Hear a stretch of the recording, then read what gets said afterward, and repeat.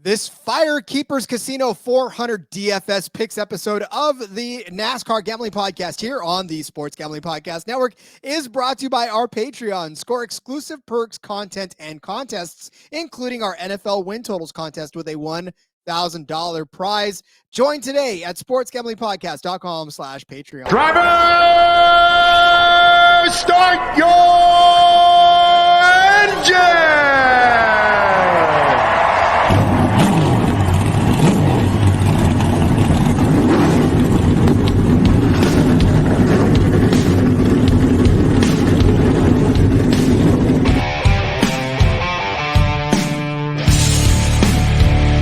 Strap in and pull those belts up tight as the Sports Gambling Podcast Network presents the NASCAR Gambling Podcast. I'll wreck my mom to win a championship. I'll wreck your mom to win a championship. With all the news and the best bets for your NASCAR weekend. It refrains me from not beating the out of you right now because you ask me stupid questions. But since I'm on probation, I suppose that's improper to say as well. If you could talk about racing things, we could talk about racing things. Now, here are your hosts, Rod Villagomez and Cody Zeeb.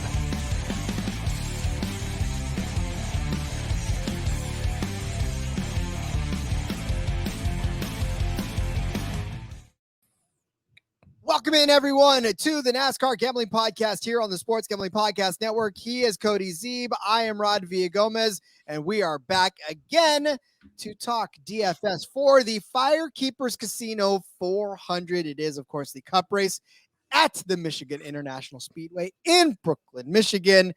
Not Detroit, but Brooklyn, Michigan. We are going to have some fun talking some 2-mile track action after we've already done the wonkiness of a road course, of a short track, of an outer space track, of, I don't know, there's just been a ton of tracks back to a normal oval, as it were, for us. A little bit longer than normal, but still a fun track. Cody, I'm ready, man. I cannot wait for this episode. I think we've got some good plays this week. It's going to be fun. I just want to hurry up and watch the race too. Yeah, I know. That's always I love the process we go through the week, right? We get our picks in for the Cup, the Xfinity. If there's trucks, we get those in. We got the F1 or IndyCar. Check out the F1 Gambling Podcast for this week's IndyCar picks. But the long wait before the racing actually starts. The one good thing about COVID, Rod, we got races twice a week. They raced on Wednesday night and they raced on Sunday. It was beautiful. Obviously, we don't want that to come back, but I like the multiple races a week. It was really fun. Well, and then, so this will go out. This is like Thursday, somewhere in that vicinity. You either have already watched the SRX race or you're about to watch the SRX race, one of the two. So that'll be some fun. Obviously, like Cody said, there's IndyCar going on there in Nashville this week, taking on that Nashville track. So make sure you check that out as well. But yeah, I mean, no F1, so it's a little disappointing. No trucks, that's disappointing too. But still plenty of opportunity to watch some racing. Again, not everybody listens to the betting episode. Some people that listen just to the DFS episode did not get a chance to listen to it. But as we always urge you, go back and listen because some of the drivers that we talk about on that episode obviously are good DFS plays as well. But as we always do, we will highlight 3 drivers that we like at various price ranges for the slate. Again, like we said, it is the Michigan International Speedway. It is a 2-mile track that they will be taking on this week. It's 400 miles, so 200 laps around this 2-mile track. That's not a whole lot of laps, but still a lot of laps, I suppose, to run on this. So we'll be paying attention to some of the lap leaders, obviously what they've done over the course of the season and what they've done on this track. So, yeah, that's what I'm looking at so far for this one. Yeah, I mean, obviously it's not going to be a Richmond or New Hampshire where you've got 400 laps, 300 laps, just 200 laps. So laps led, fastest laps still important, of course. Finishing position going to be weighted a little bit heavier. Place differential going to be weighted a little bit heavier. But yeah, I mean, comparable tracks. It's going to be Auto Club to a degree, right? That was early in the season, only the second race of the season, I think, actually after Daytona. So you can take a lot from that, but a lot has happened since then, right? So looking at intermediates we've had recently, Pocono a little bit. It's the intermediate package. Kansas, Vegas, Charlotte. You can kind of weigh those in there as well. And yeah, I mean, just current form is a lot of what we count as well, right? Momentum. We talk about that a lot. It counts towards a lot. What have you done for me lately? So I think we'll weigh that in as well. And it's gonna be another good week of racing.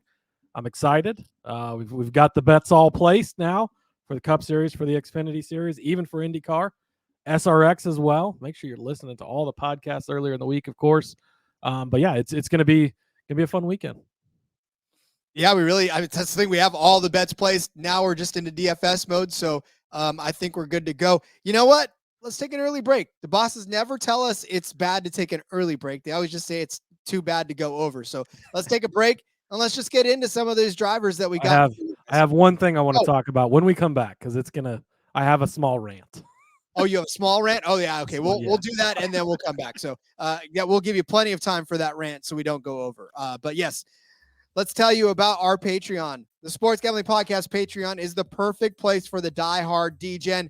You sign up for the Patreon, you're going to get exclusive access to contests, including our NFL win total contest with a $1,000 first place prize. Plus, you get a monthly SGP Stories podcast, an ad-free, uncensored show highlighting the best stories from decades of being DGens.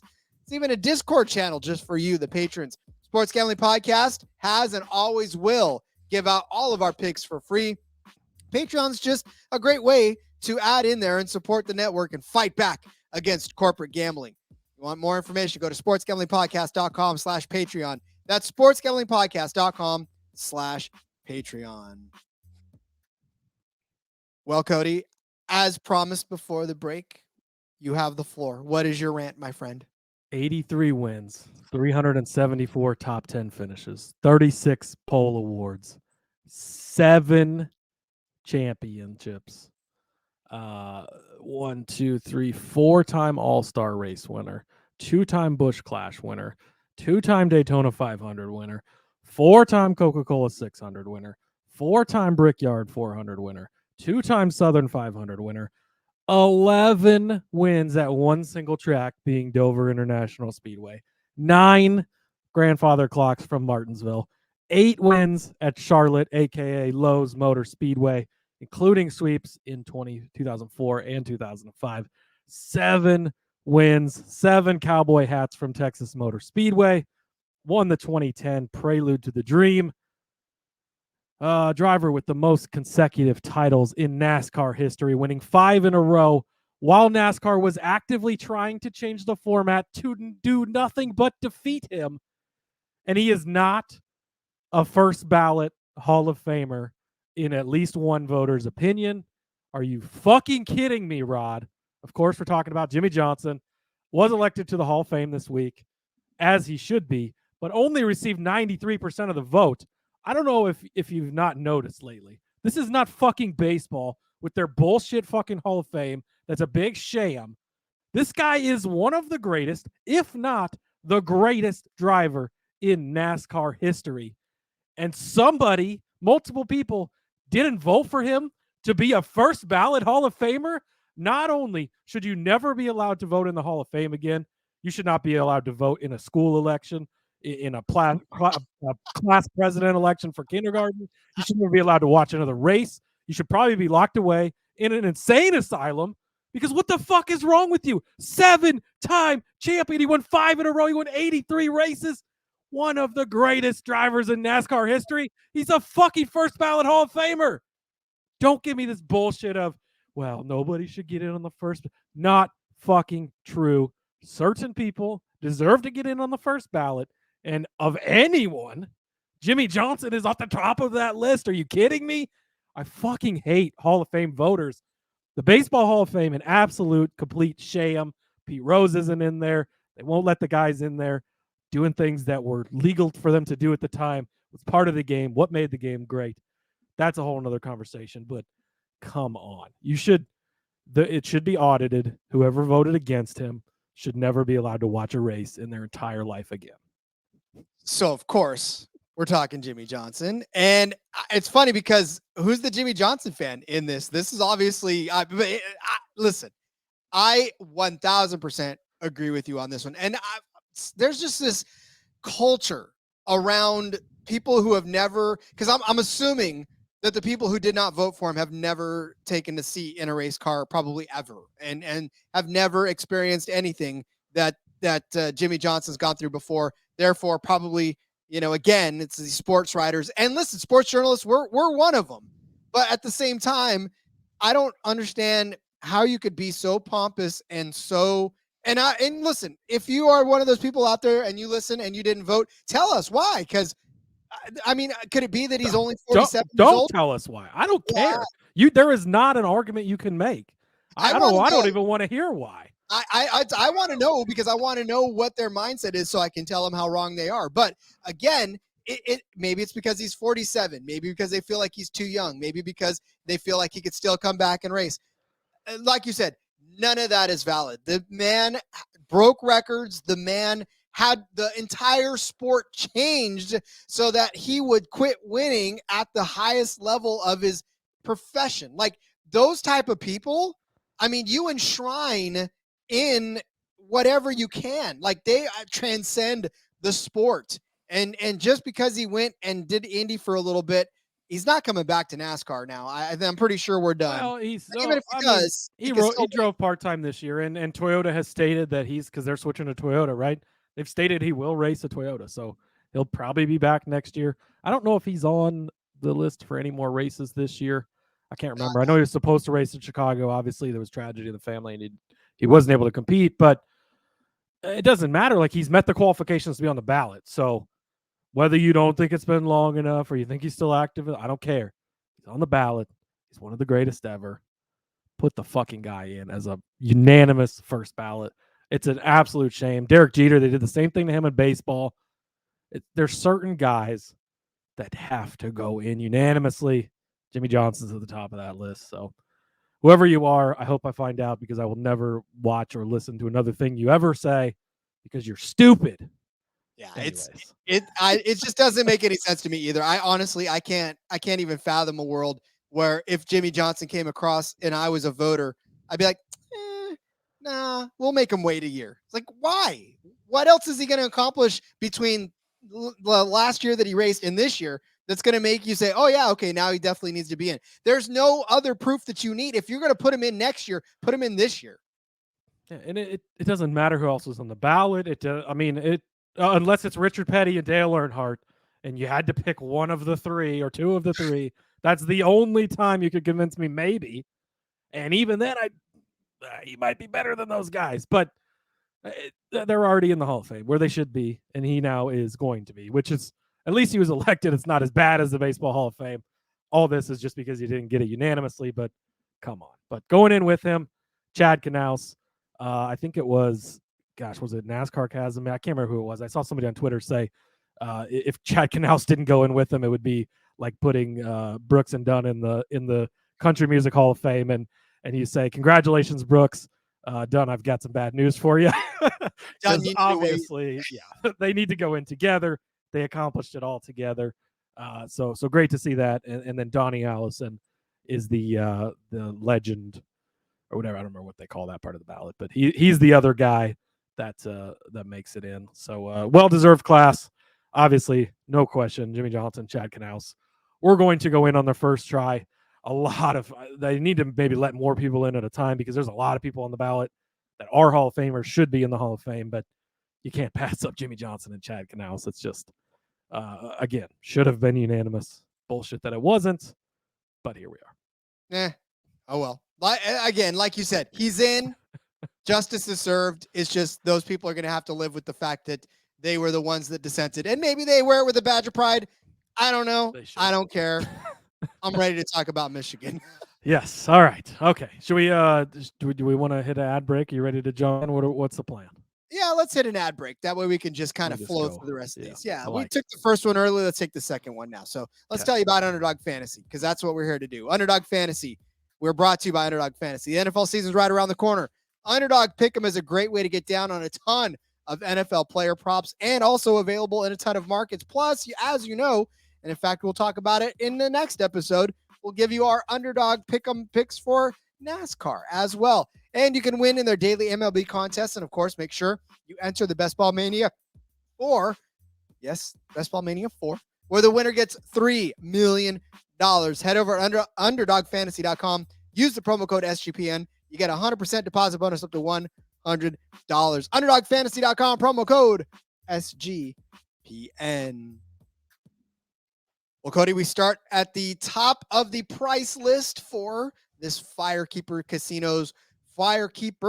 Casino 400 DFS slate. And we'll give you our high price driver suggestions for your lineups. Cody, why don't you begin? Yes, first up for me, I'm going to keep it near the top of the board. Kyle Larson is the most expensive guy on here. I'm going to go one below him, Mr. James Dennis Allen Hamlin. Originally, I was going to go with Truex. Again, these guys, it's a toss-up between these guys always, right? Like, these guys are 1A and 1B for the fastest cars each and every week. But Denny has really impressed me, especially on intermediates here as of late. You think back to Pocono, right? He ends up winning the race. He led 20 laps that day. You go back to Kansas. He won that race, leading a bunch of laps there near the end, obviously passing Larson on the final lap as well to get the win. Charlotte, he led, I think, 20 laps before Chase Elliott just completely trashed him. And he didn't obviously get the finish there, but he has been consistently good over the last couple of weeks. Last week at Richmond, 59.7 points. Starts up front, third place, finishes in second, gets 20 laps led, gets 26 fastest laps. Back to Pocono, 59 points. Starts eighth place, gets up to the pole, 11 fastest laps, 9 laps led, or gets up to first to win, not the pole. He doesn't start eighth and then get the pole. That's not how that works. Starts eighth, finishes first. Like I mentioned, New Hampshire, he started 20th there, so you got the place differential as well, 54.5 points. Atlanta was a decent day for him. Chicago was a decent day. You go back to the Ally 400 at New Hampshire, or Nashville, rather. 73 points on the day, starts eighth, finishes third, gets 15 fastest laps, leads 81 laps that day. Just continue to go through it and led laps.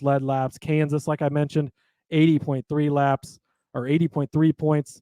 Also started eighth there and won the race. So if Denny Hamlin starts eighth, maybe you place a bet on him to win, I guess. I don't know. That seems to be the trend. 44 fastest laps, led 34 laps that day. Obviously ends up winning a lot of positive days from Denny Hamlin. And I think we see that again. And 2311 had a lot of speed here last year. We talked about it in the betting show. Bubba Wallace came close to winning this race, ends up finishing in second. Last year, 2311 super fast to Kansas. Who shows up super fast to Kansas this year? The guy who owns the team. You think he's got some of that data? You think he's got some of that information that made him so good, right? Of course he does. He's going to have that again this weekend. So I think Denny Hamlin, 10,700 is my top play for the weekend.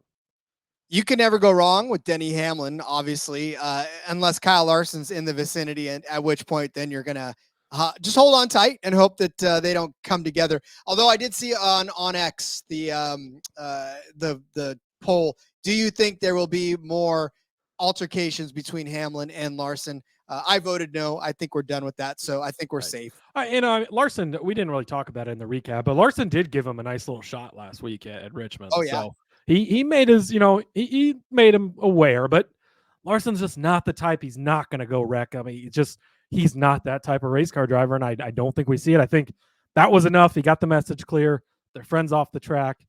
I think it's over and it's done. Well, and that's the thing. I mean, they're friends, right? This isn't as if they're mortal enemies and they're trying to beat each other to pieces. They're literally friends, and I don't want to be in a fight with my friend. Like that'd be like me and you feuding. That'd be uncomfortable. I'd hate that. I wouldn't want that at all. I'd want to get whatever we needed to get outdone, and then I would wreck you to win a championship, though. And I'd wreck the shit out of you too, my friend. Believe me. And like Tony Stewart says, I'd wreck my mom to win a championship. I would put the bumper to everything. And my mom would be sad if I wouldn't wreck her for a championship. So well, that's what I'm saying. Like my mom would probably let me wreck her for a championship. She'd be like, "Okay, son, go ahead." But all right. Somebody who probably won't end up wrecking in this race, and this is my high price suggestion, and that is Kevin Harvick. Look, every single week we talk about Kevin Harvick being a great DFS play. This is the week where he is probably the single most lock of a DFS play, and he's going to be heavy in cash games. And if you want to win, you're probably going to need him in your lineup. I will just begin my argument for Kevin Harvick by saying on this track, Kevin Harvick has won 5 of the last 7 on this track. That's it. And ran. I mean, it's insanity. He won 3 in a row between 2019 and 2020. He won one in 2018. He won one in 2022. In that span, he led 38 laps last year to win this race, the second one in a row, right? This is the one where he had won at Richmond after breaking a long streak and came back to back and won here in Michigan. He led 90 laps in 2020, 92 laps the year before, 22, 15, 108 when he won in 2018. I'll just tell you this, that on this track, he has 42 appearances, 22 top 10, 16 top 5, 6 total wins. He has led 737 laps around this track, which is the most by a country mile over Joey Logano, who is the second most active with 590. Greg Biffle snuck in there at 594, and I think he's only in there as an active because every once in a while he pops up and is in the conversation. I don't think I've seen him on the track in a long time. I think he raced maybe one truck race last year, but I don't know if I'd consider him active. No, and I wouldn't consider him active either. But again, Kevin Harvick again, the lock of all locks on Richmond, just from his past stats alone, right? I mean, it's a matter of just saying that he has been good all year long. Now, you add to that the streak of top 10s that he's been on over the last 3 races. He finished 4th at Loudon, 4th at Pocono, 10th at Richmond. Some pretty decent finishes there. As far as fantasy points, he's getting you at least 34 per race. He got you 36 last week, 41 the week before that, 63 the week before that. Unfortunately, he lost you 11 when he wrecked out, or not really wrecked out, but had a bad day in Atlanta. So unfortunately, that was a bad day for him. But, again, he's gotten you several top 10 finishes, 10 to be exact, over the course of the season. So a good solid DFS play week in and week out. And again, on this track, I just don't want to miss out if he comes out and is the best car on the track again, because you would feel absolutely foolish if you were like, oh, I'm going to fade Harvick. And then next thing you know, he comes out and wins this race. It's not Jimmie Johnson should be unanimous in the Hall of Fame. It's not quite that solid of an argument, but it's the next best thing. It's really hard to argue against Kevin Harvick at Michigan. Ford has won 8 times in a row. Harvick is 5 of those. He is fucking good here. Should be good yet again. And again, time's a ticking. It's winding down on his final season. His career is about to end. Hasn't been to victory lane since Michigan last year, I do believe. Actually, I think Michigan was before Richmond last year, so I think he did. Oh, yeah, win. you're right. Yeah, but either way, it's been a while. It's been a year almost, and time for him to maybe be in that conversation again. So, yeah, Kevin Harvick is a great play this weekend. Thank you. All right, well, let's take a step down in price then and go to our mid-tier drivers. Next up for me, I just mentioned him when I was talking about his boss, Bubba Wallace.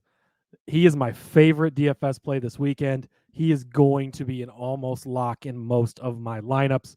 Love Bubba Wallace. $8,800. So he's fairly cheap right here in the middle for you. And he has got the upside. That is the biggest thing about him. He was really, really good here last year. Started on the pole, finished in second place. He led 22 laps. And really, he was running Kevin Harvick down, probably would have beat him. Late caution flag, gets a bad restart, loses some positions, fights quickly back up to second, doesn't have enough to catch Kevin Harvick, unfortunately for him. But Bubba's going to be out to get the revenge for that. We saw a similar situation at Kansas last year. The spring race, best car, hands down. Mistakes throughout the day. His teammate Kurt Busch gets what's likely the final win of his career at Kansas. They come back in the fall. Guess who gets the revenge? Bubba Wallace, the best car on the day, takes it to victory lane. 2311's intermediate program has been very good. Case in point there. You go back to last year, Bubba finishes second. Ty Gibbs filling in the 45, only his 3rd career start, a top 10 finish. Toyota has been on fire lately. Denny Hamlin's been good lately. If Denny Hamlin's good, guess who he's sharing that information with? And Tyler Reddick is locked into the playoffs. Bubba's looking pretty good, but if there is anything extra they can give this car or put in this car, throw some tape on it if you're Denny Hamlin, to get it into victory lane, You saw it last week, right? Denny gave up spot to Bubba at the end of a stage so Bubba could get that extra point, because could be the difference. They are putting everything they can. They have this race circled in big red letters. This is a race they can win, and I really, really love Bubba Wallace this weekend. I think we're going to see Bubba Wallace in victory lane. Spoiler alert, if you haven't listened to the betting episode yet, he is one of my picks. I love him this weekend, and at this price, $8,800, he will be in almost every single lineup I submit this weekend. And I think the good thing about it is that most casual players probably won't be on Bubba because, and we say this a lot, and I think it always holds true, is that you see with your ears sometimes when you hear how they talk about particular drivers on a broadcast, right? And for Bubba, it's not always them talking him up. So people that tend to think, well, he must not be doing good. And they don't pay attention to the fact that he actually has been running well for a while. It's just been something that's gotten in the way, whether it's him getting mixed up or a pit penalty or something. It's just something happens. It's not necessarily indicative of his talent. It's just a victim of circumstance. But still, some of the finishes are there for it. So, yeah, I mean, I like your Bubba play. Like I said in the betting show, though, my only reservation about Bubba is he going to get in his head? Is he going to be, a little bit pushing it harder because he wants to prove it? And races are running out before the playoffs too. But again, Bubba's shown that he can do this. So I'll back you on this because I really feel like he can do it. So we'll give Bubba. And just under Bubba at 86 and 8,400, the two RFK cars, after their performance last week, people are going to be trying to crowbar those guys in. It's going to take away from the Bubba rostership, should drop him down. We know Bubba's a divisive guy in the garage, right? For fans, rather. But so there's going to be people who don't play him for that reason. It's the opposite of Chase Elliott, right? Chase Elliott gets the bump because of the popularity. And Bubba's a very popular driver in his own right, but a lot of people that don't like him, he's divisive, of course. So I think that his rostership will probably be a little lower. And they're just not listening to this show and realizing he's a secret weapon this weekend. And that's okay, because you are and you get it. So we love that. All right. Another secret weapon is going to be Erik Jones. He is $7,300 this week. And for Erik Jones, I've made the point to tell you before that he was, at least over the last maybe couple of races that we talked about him, inside that top 20 as far as fantasy points per race. He slipped out of that, but he's still getting you 28.2 fantasy points per race for a $7,000 300 price, right? For that listing. That's actually not bad. That's at least more than just a little more than 3 times what you're paying for him on that one. And that's not bad for a guy who's got a pretty decent sized floor or a ceiling too, when it comes to being able to score you fantasy points.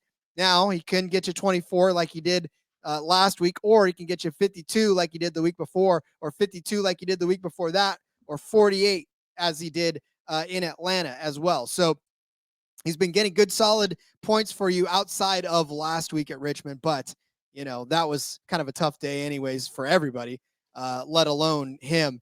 But Erik Jones, like we said, has been able to get you some pretty solid finishes for DFS purposes this season. Is he going to go out and win the race? Nah. He probably won't even come in the top 5, but a top 10, I'm predicting a top 10 out of Erik Jones this week. And I think I've put that on the line as well. He did it here last year. He started 10th, finished 8th. And we talked about it too in the betting episode. That was a wreck of a season too, toward the end of it for what was Petty Motorsports back then.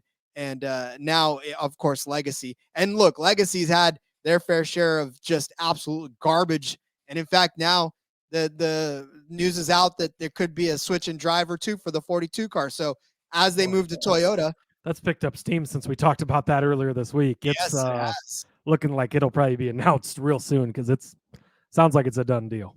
Yeah, that's what I'm saying. Like it went from speculation to almost it's on us within 24 hours. So and if not 48 by the time you listen to this. So yeah, by the time you listen to this, it could probably already be announced. So we'll possibly see. But anyways, despite all of that distraction, Erik Jones still actually cranking out some halfway decent finishes. 8th at Nashville, 16th at Chicago. Again, nothing like you would want for betting purposes, but still good for DFS because he started 21st that day. Atlanta 25th, finished 11th. Loudon started 30th, finished 11th. Pocono 24th, finished 9th. And then if you look back at what he did in Fontana, he actually started that race in 34th position, finished in 19th.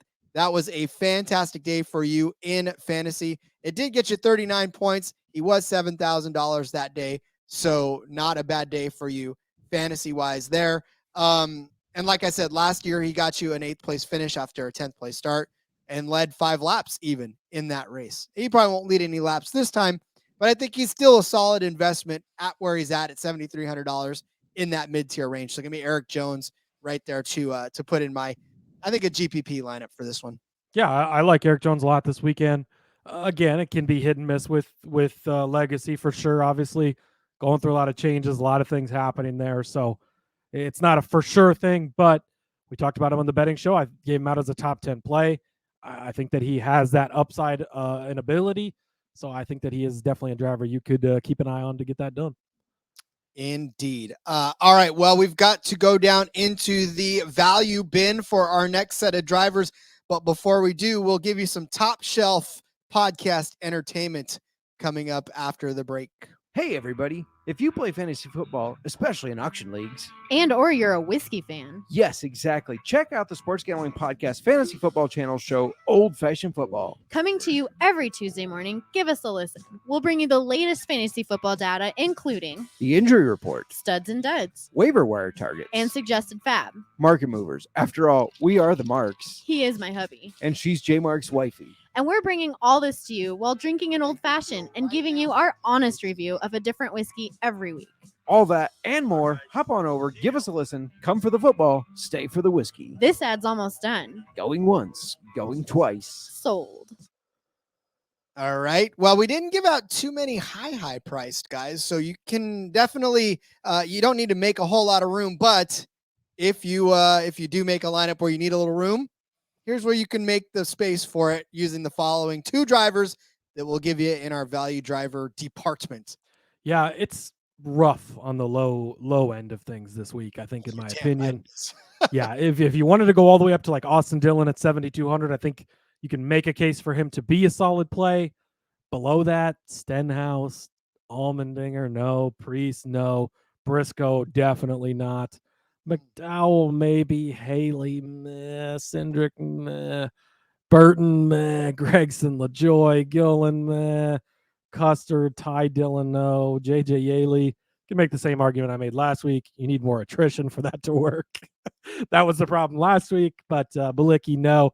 So it's real tough, but I did settle on Austin Hill. He's 5,200. He is going to be driving in the Cup Series race. This is not the Xfinity Series show. Excuse me. He's going to be in the Beard Motorsports 62 car. It's going to be prepared by RCR, so it's going to be basically a teammate to Kyle Busch and Austin Dillon.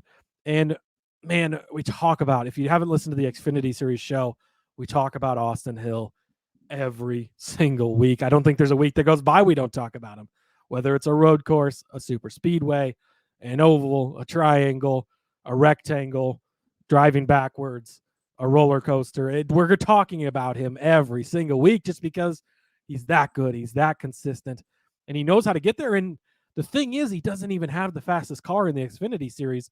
You cannot tell me that 21 car is as good as the JGR cars. It's not as good as the top JRM cars. It's not as good, yet he's still the points leader. Yet he's got all these top 5 finishes. He's got 12 top 5 finishes in the Xfinity Series in 20 races. I know this is not the Xfinity Series. I get that. I know it's a Beard Motorsports car and they only run a limited schedule. I get that. He is going to have the RCR help. Spoiler alert, Kyle Busch, a guy that I really, really liked on the betting episode as well. So I think for this price, 5,200, you're not going all the way to the bottom with Josh Balicki at 4,800. I feel like you're stepping up just a little here, but you're still getting that nice deep discount.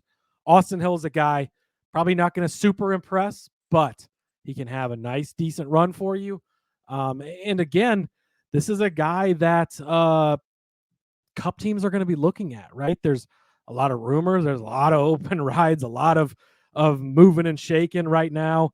And he ended up starting 31st here last year and finished 18th. He was in a third RCR car.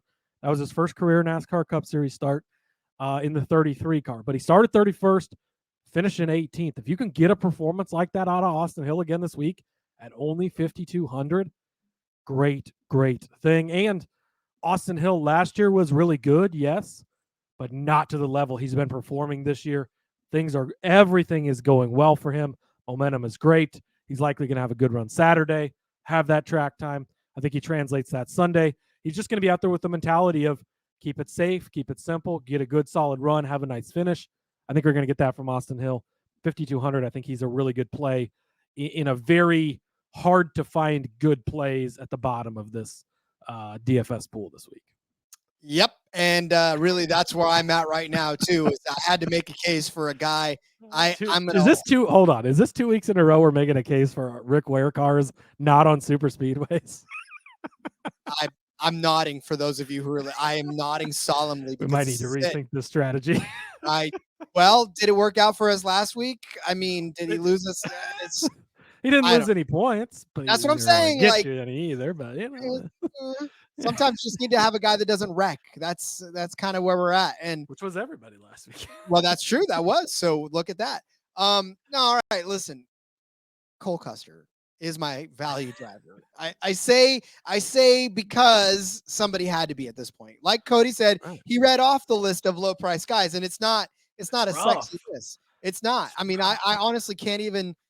But anyways, it's Cole Custer. He's going to be my suggestion. He is $5,100 on this one.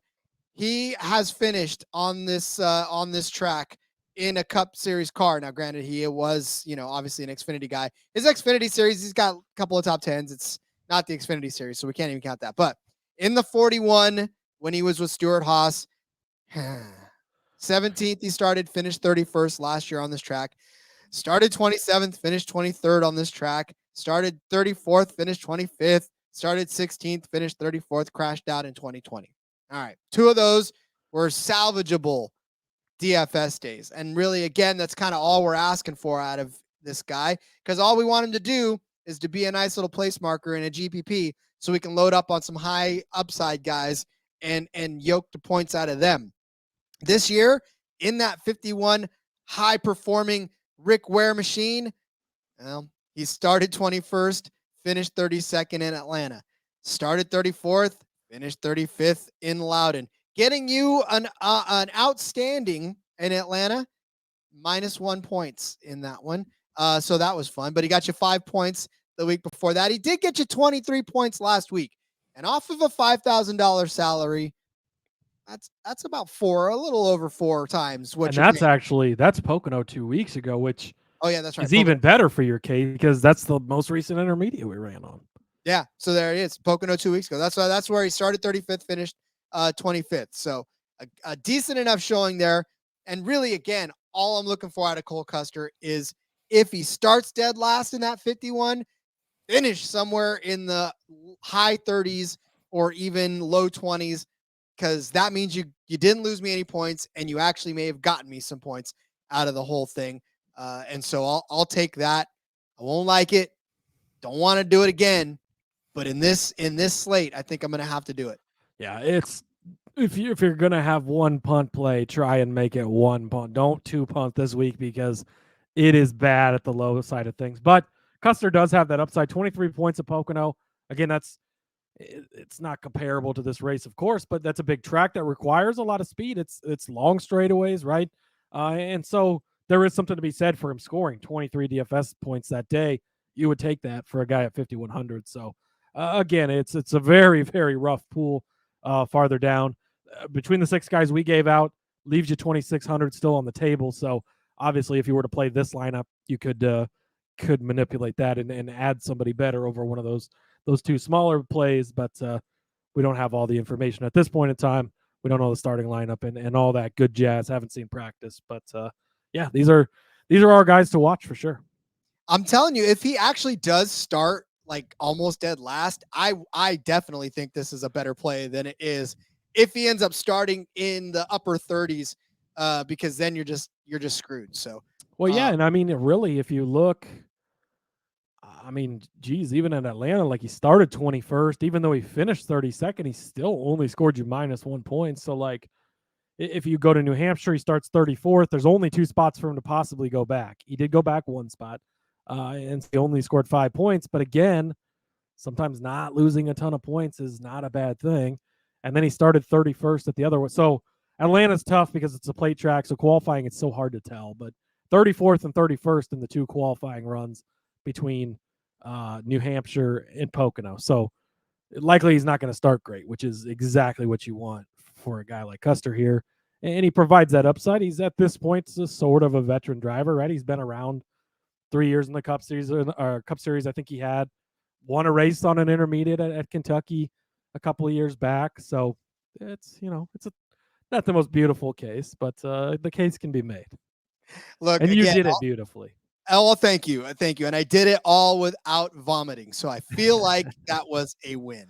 All right. Yeah, because it's a slim week when I'm over here bringing up Cole Custer. But that's why I wanted to read through that list of names. Like, nothing about that list, it makes me feel good at all. Like, LaJoy, I'm not in on a track like this. Gilliland, you could maybe make a case. McDowell, you could maybe make a case. But, I mean, the Stewart Haas cars I expect to be very slow outside of Harvick we talked about. But as far as the Priest, the Briscoe, I would not touch Briscoe. I would leave that spot blank before I played Briscoe. It's just, it's pretty rough with a lot of that crowd. Balicki, Yaley, they're going to be pretty slow this week. So I think that these are the 2 best of the bottom. And hey, a lot of times you have to put a cheap guy in there to get the rest of the lineup you want. So hitting the right guy could make all the difference. So that's why we cover him. And that's what I'm saying. When you punt, you got to punt with somebody who you think is going to be able to at least get you some points. And I mean, as bad as we've made it sound, the pathway is there for him to be able to get something. It's just a matter of how much is he going to actually get you. That's really what it all said and done. So, all right. Well, we have made the cases for the drivers that we think are going to do well for you. Let's go over those drivers for you. Cody started you out with Denny Hamlin at $10,700 as his high price suggestion. I said Kevin Harvick, locked that in at $10,300. For mine, Cody stepped down to Bubba Wallace at $8,800.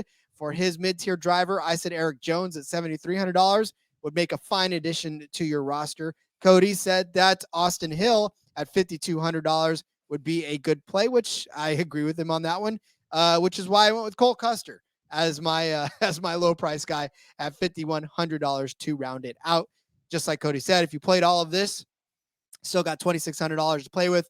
So feel free to upgrade from Custer if you'd like, or just keep it as is and roll with the punches and see what it gets us. But definitely going to be a fun slate, and this should be a fun race. We're getting closer to the playoffs, which means that the intensity level is about to ratchet up quite a bit as drivers really try to make their case for proceeding into the postseason. Absolutely. It's getting down to crunch time, Rod. We're almost there. 4 races left, and this is the last true oval race in the regular season, right? 2 road courses and a super speedway to finish it out. So it's getting crunch time. Playoffs are almost here for the Cup Series, and I'm excited about it. Yes, indeed. Yeah, I was going to say, it's just as we get down closer and all of the different tracks that come in there into play, it's amazing to me how the schedule makers continue to make things interesting, even as we head into the final races of the year. So, all right. Well, Cody, let's put a pin in this DFS episode. We'll come back again tomorrow. We will have our underdog picks, and we're going to throw some bonus parlays at you and have some fun on a Friday with our open week, as we tend to do when the trucks aren't in town. We're just gonna have a little bit of fun for you. So that's right. It's gonna be a fun one. Underdog's been a lot of fun, having fun playing the over-unders on that. So come back Friday and join us. I'm on X at Husker_Zeeb. Yes, I did it again. Follow me there. Follow the show at NASCAR Gambling. We have a Facebook page now for the show as well. Just search NASCAR Gambling Podcast. You'll see our nice bright yellow logo pop up. Give the page a like there. You can keep up on everything over there as well, just in case this X thing goes away. You never know these days. But yeah, follow all that. All my work's over there at Husker_Zeeb. Go back and listen to the betting preview show. Spoiler, we're recording this before that takes place, but I know it was a great show. So go back and listen to that on Twitter Spaces. And yeah, man, come back tomorrow. Underdog. We'll wrap up the week. Check out the F1 Gambling Podcast for your IndyCar picks. Man, let's go cash some DFS lineups this weekend, Rob. I'm ready. I'm ready to make you guys some money. So, all right, I'm on X at RJ Villagomez. Link in the bio to everything I got going on. Whether it's here, whether it's in between media, the back road with Seth and Elliott, we'll be talking some Michigan, some more, and then of course catch some bonus bets from me on my Fast Money show over on For Frequency's Sake, and then just whatever else I toss up there. Could be soccer, it could be tiddlywinks, it could be, I don't know, Division 1A soccer, I don't know, whatever it is, it's up there. So we'll see you tomorrow. Bonus episode, got some underdogs, got some parlays for you and some fun. So till then, let's go racing and let it ride.